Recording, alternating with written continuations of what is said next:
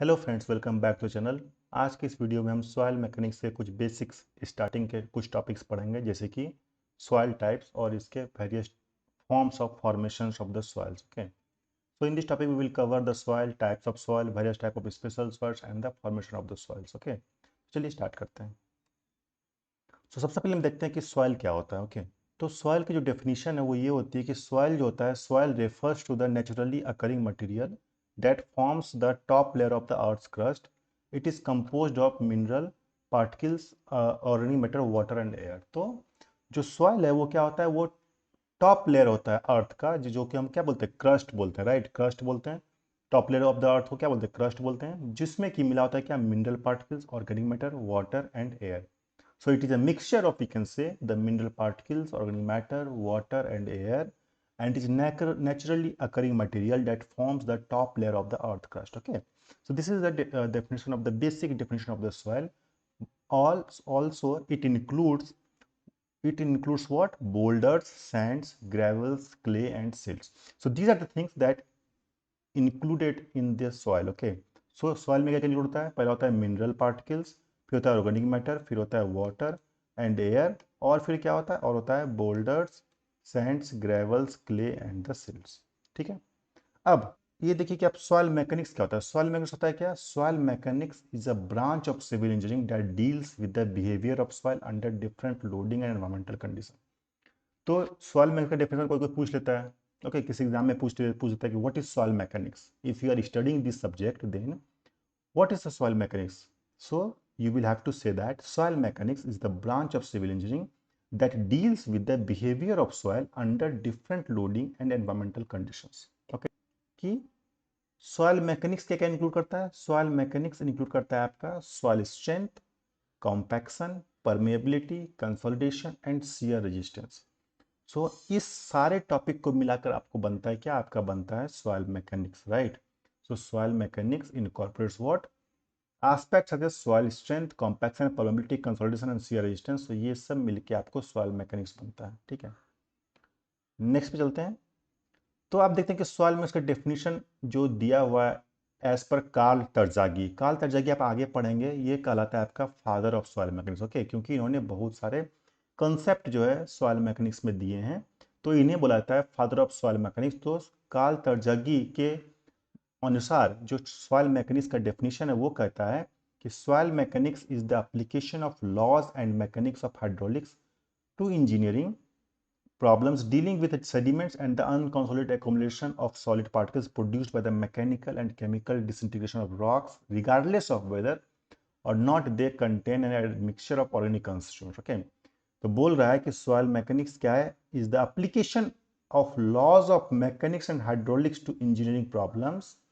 क्या है ये? एप्लीकेशन ऑफ किसका? Application law of mechanics and hydraulics to engineering problems, जो डील करता है किससे? डील करता है sediments and other unconsolidated accumulation of solid particles produced by the mechanical and chemical disintegration of rock. तो जो सॉइल फॉर्मेशन होता है किससे होता है? सॉइल फॉर्मेशन होता है disintegration of the rock, rock के वेदरिंग एक्शन से सॉइल का फॉर्मेशन होता है। तो बोल रहा है कि according to Karl Terzaghi, soil mechanics is the application of law of mechanics and hydraulics to engineering problems dealing with, किससे डील करता है? डील करता है sediments and other unconsolidated accumulation of solid particles produced by the mechanical and chemical destruction of rocks, regardless of weather और not they contain a mixture of organic. उसमें organic constituents हो भी सकता है, नहीं भी हो सकता है। तो दैट इज कॉल्ड द का soil mechanics according to Karl Terzaghi. Okay, चलिए आगे चलते हैं। अब हम पढ़ेंगे कि what are the various types of soil. तो कितने टाइप्स के सॉइल होते हैं? तो बेसिकली जो है सॉइल को दो मेन ग्रुप में डिस्ट्रीब्यूट किया गया है अकॉर्डिंग टू देयर ओरिजिन। तो जहाँ सॉइल का फॉर्मेशन स्टार्ट होता है उसके according their soils are classified into two main groups. Okay, what are the two main group? That is the soil formed by physical weathering and soil formed by chemical weathering. So disintegration of soil जो है अगर physical weathering के कारण हो रहा है, physical condition के कारण हो रहा है, so that is called the soil formed by physical weathering. और अगर केमिकल अटैक के कारण या केमिकल कंपोजिशन के कारण किसी भी रॉक की वेदरिंग हो रहा है और सॉइल का फॉर्मेशन हो रहा है, it is called what, soil formed by chemical weathering. तो जो soil formed by physical weathering है उसमें जनरली आता है ग्रेवल एंड सैंड, और soil formed by chemical weathering होता है उसमें आता है जनरली सिल्ट एंड क्ले।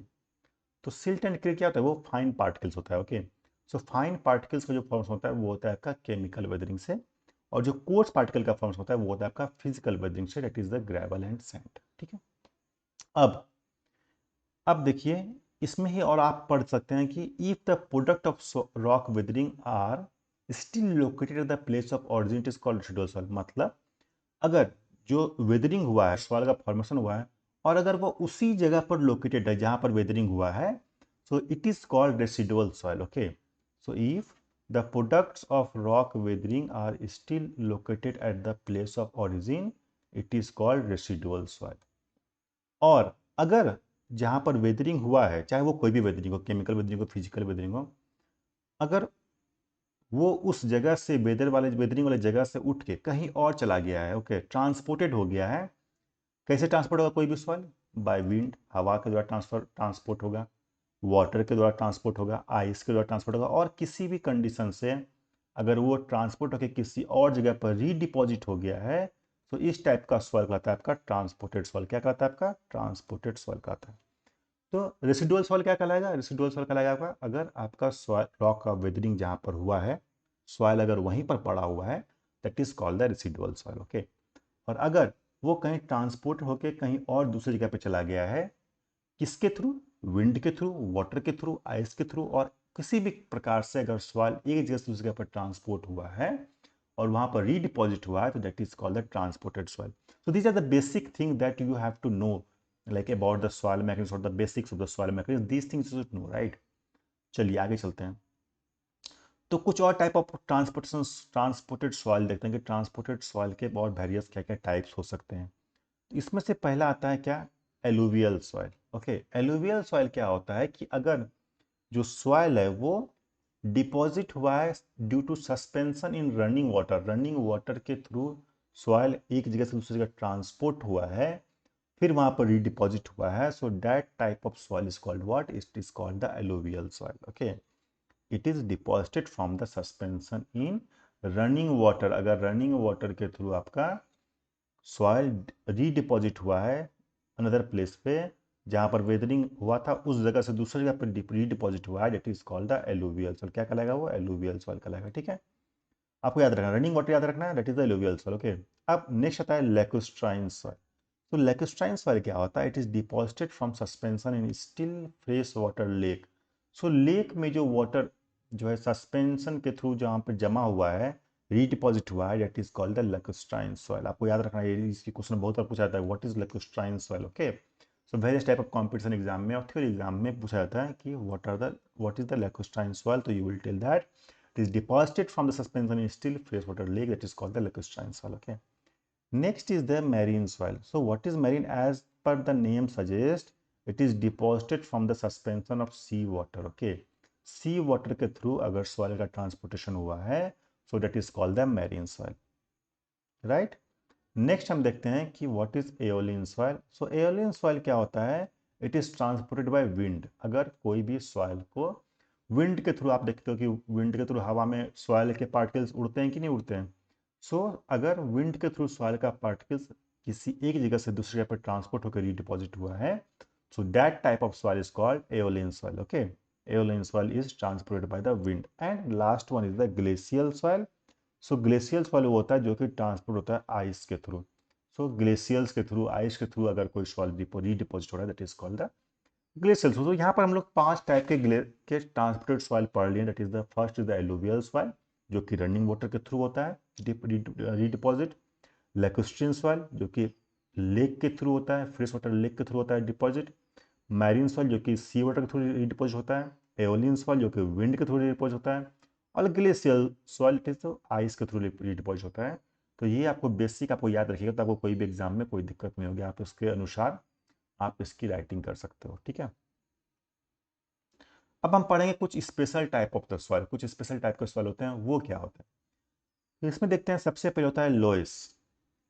तो लोएस क्या होता है, loose, it is the loose deposit of wind blown silt that has been weakly cemented with calcium carbonate and मोंट मोरिलोनाइट।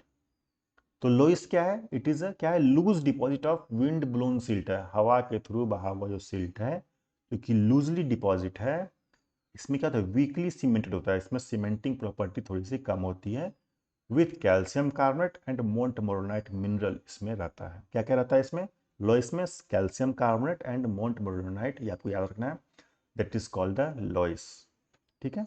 Next, bentonite. Bentonite क्या होता है, it is a chemically weathered volcanic ash. क्या होता है ये, केमिकली वेदर्ड वॉल्केनिक ऐश। अभी मैंने आप यूट्यूब चैनल पे मैंने ये क्वेश्चन भी आप पोस्ट किया हुआ है कि bent what is the bentonite. Okay, 4 options दिए मैं, आप उसको चेक करके यहाँ पे आंसर कर सकते हैं। It is the what, it is a chemically weathered volcanic ash that is called the bentonite. ठीक है।